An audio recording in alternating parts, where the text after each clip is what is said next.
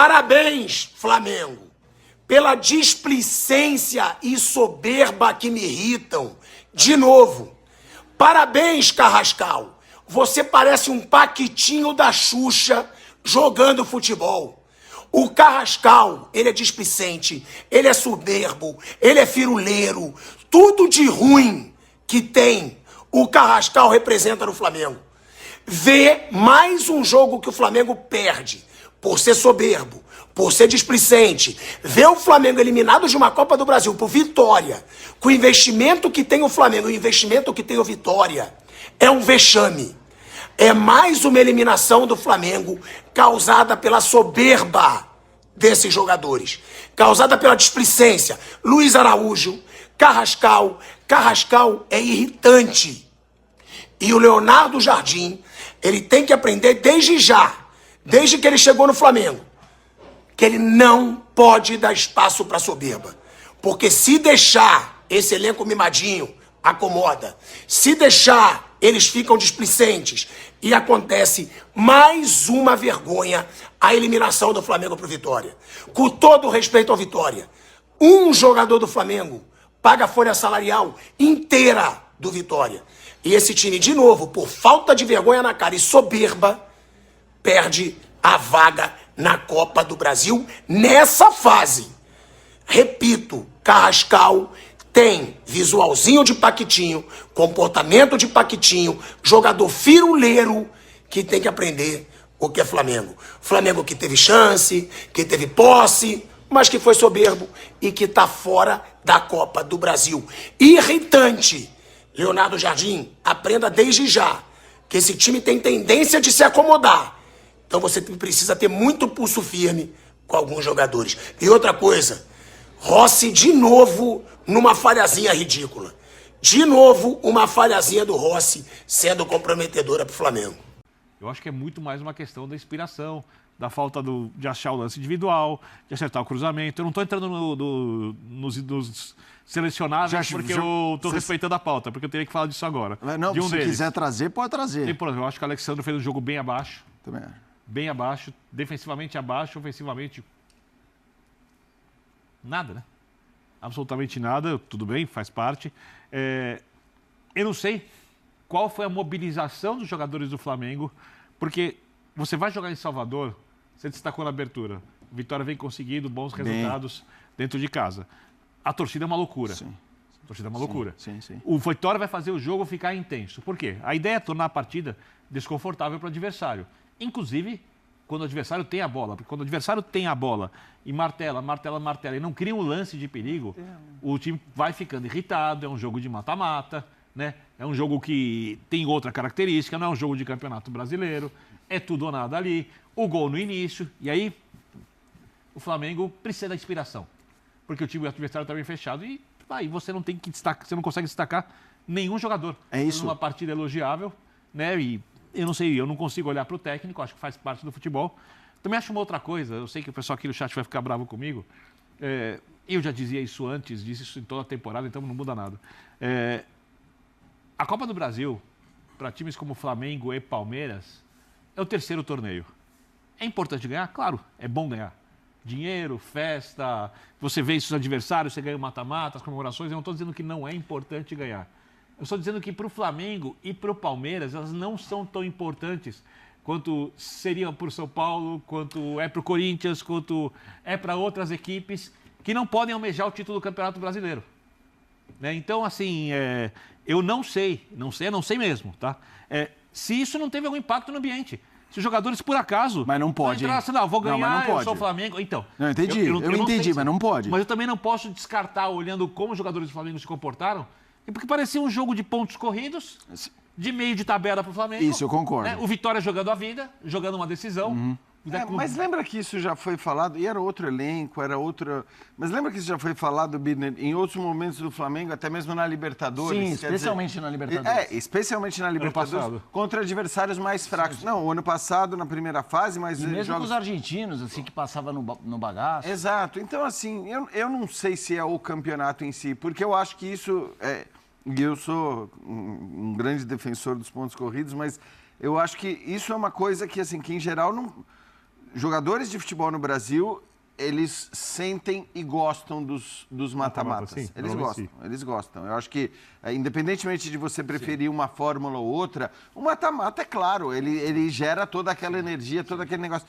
Então, não sei se dá para dizer que, se é que houve isso, não sei se houve, se é por causa da hierarquia do campeonato, entendeu? O cara, quando vem pro Flamengo, ele já é muito claro para ele que não tem essa.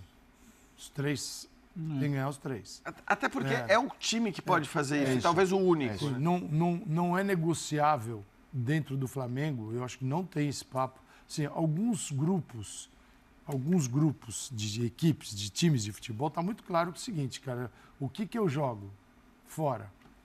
Ou o que fica num segundo plano porque não dá para disputar. Sim. Isso está muito claro. No caso do Flamengo, isso não fica. Cair na quinta fase. Eu acho que tem outra coisa, Calçade, nesse papo da mobilização, eu até entendo quando, às vezes, por exemplo, você verbalizou em alguma entrevista recente de diretor, de técnico, não dá para brigar nas 3. No meu caso, às vezes, de muita gente, o Renato Gaúcho não tem elenco para isso, vai para a entrevista falar isso. E aí pode desmobilizar inconscientemente o elenco. Agora, o Flamengo, hoje de tarde, o presidente estava falando do BAP, estava em evento em São Paulo, falando de tríplice coroa. Você viaja para jogar, só para não ser injusto com ninguém. O Emerson Royal não é um cara que entra só para jogo reserva. O Danilo, não precisa falar. O Pereira, 2 caras que estão caminhados para a Copa. Alexandre, terceiro cara para a Copa, mas que merece debate. Jorginho com Everton Araújo, a dupla que vem muito bem nos principais jogos. E aí lá na frente, quem você tem? Ora o Bruno Henrique, ora o Pedro, isso não quer dizer que desmerece a competição, até porque o Bruno Henrique tem sido titular até em Libertadores, e Luiz Araújo escolhendo por opção. Então, não é sinalização de falta de mobilização. E aí, quando o Vitor fala ali de uma questão de tática do Leonardo Jardim, talvez não ideia de jogo no início, não tática. Agora, o segundo tempo, a gente pode falar do não trabalho do Leonardo Jardim, porque o primeiro tempo já estava te indicando o que não funcionava e quem não funcionava.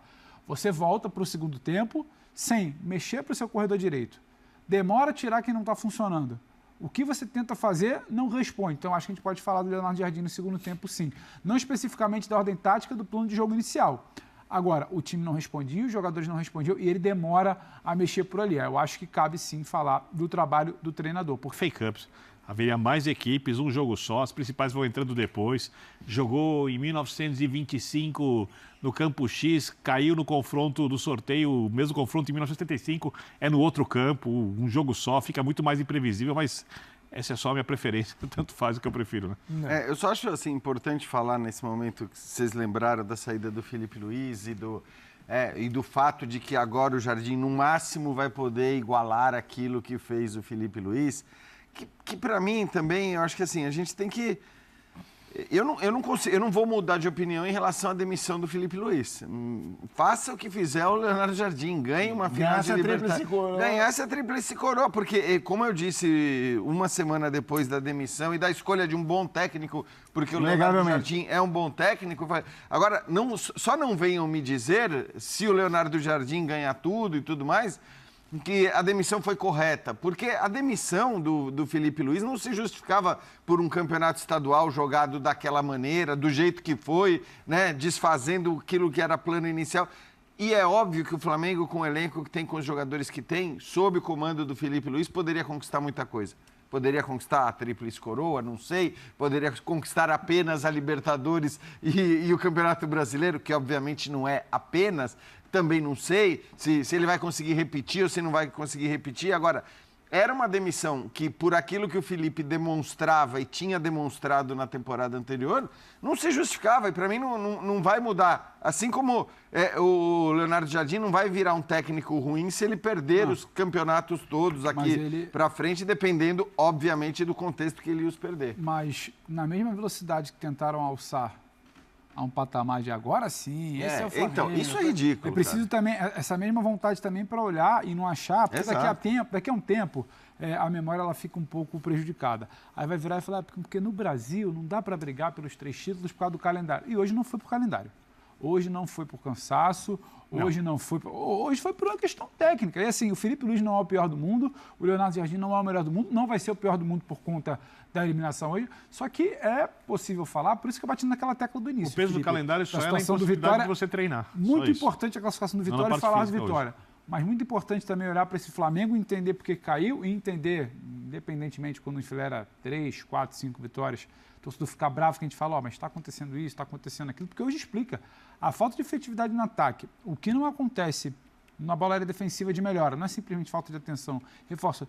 E esse lance das opções e de demorar para mexer, que não é a primeira vez, assim, acaba que o Flamengo também falha. O Flamengo ainda é instável, por isso que muitas competições não vão ser assim de decolar e resolver e ser tão simples quanto parece. Tem técnicos que não mexem quando o jogador não está bem, porque eles acham que o jogador vai fazer alguma coisa boa ainda. Mas hoje era a peça convicção. E a ideia. A ideia não estava boa, porque se desenhou o jogo, e a peça não estava bem. Porque uma coisa é um jogador. Porque assim, eu acho que uma coisa é um jogador que não tem, que é um bom jogador e não está inspirado. Isso é uma questão. A outra questão é um jogador que está sendo engolido pelo jogo, como a gente viu algumas vezes, e ali está muito claro que ele não vai reagir. Porque o jogo já acabou com ele. Sabe, é o cara que acerta os passes e para de errar o passe, que abaixa a cabeça, que tem um comportamento diferente. Eu não acho que essa questão que eu falei agora se encaixa em nenhum dos jogadores do Flamengo hoje, inclusive aqueles que não estavam inspirados, porque no final das contas ninguém mostrou inspiração. Então, por mais que depois do jogo, na obra pronta, eu concorde com o Pedro sobre a demora da mexida, eu entendo o treinador segurar um pouco mais, porque ele acha que aquele jogador, por exemplo, o Luiz Araújo, em qualquer momento pode tirar um lance ali, ele não está vendo o jogador, entenda como metáfora, morto dentro de campo.